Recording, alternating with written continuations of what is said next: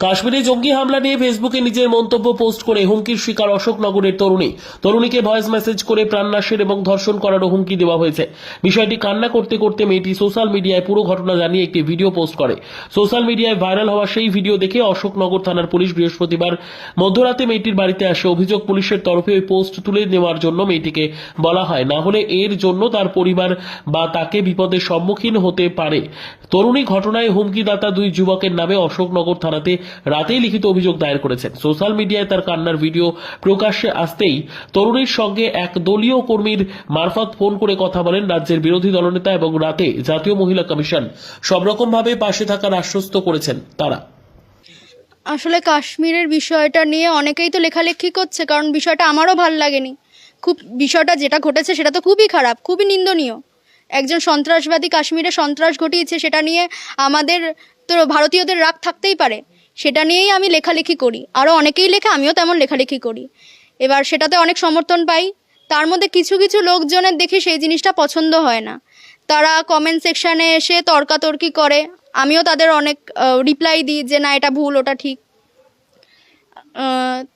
এই নিয়ে অনেক যুক্তিতর্ক চলে। অনেকে এসে আমায় সেই কমেন্টসের নিচে এসে সাপোর্ট করে, অনেকে আবার সেটা বিপক্ষেও বলে।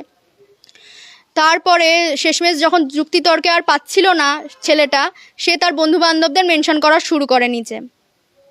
তাদের মধ্যে একটি ছেলে হঠাৎ করে দেখি আমার মেসেঞ্জারে এসে অদ্ভুত একটা গালিগালাজ লিখলো, তারপর ভয়েস মেসেজ পাঠিয়েছে যে তোর বাড়ি কোথায়, হ্যাঁ, একটা গালাগালি। তারপর হচ্ছে কি, তোকে এখান দিয়ে তুলে নেব, দেখবি তোর কি হয়। এবার সেই জিনিসটা দেখে আমার খুব খারাপ লাগে। আমি এটা বুঝতেও পারিনি যে এই বিষয়ে আমি লেখালেখি করেছি বলে আমাকে এটা লেখা হয়েছে। আমি ভেবেছি এমনি হয় না যে কোনো ছেলে একটা মেয়েকে বাজে মন্তব্য করলো, সেরকমই আমি সেটা পোস্ট করি যে এরকম ছেলেদের জন্য মেয়েরা সেফ নয়। এবার যেই ছেলেটা মেনশন করেছিল, আমি তো খেয়াল করিনি যে ওকেও মেনশন করেছিল।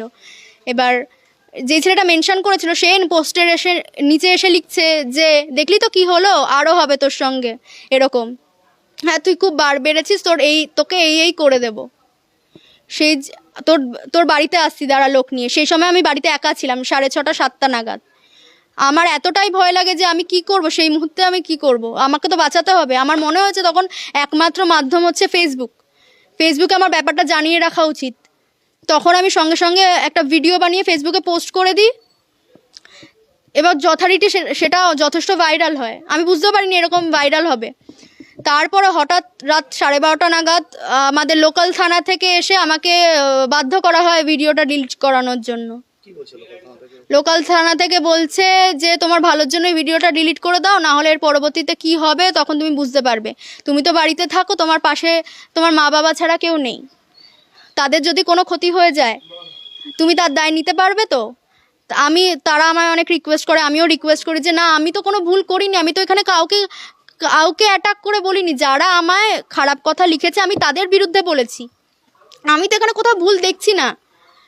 তো রীতিমতো তারা আমায় চাপ দেয় যাতে আমি ভিডিওটা ডিলিট করে দিই। শেষমেশ প্রচুর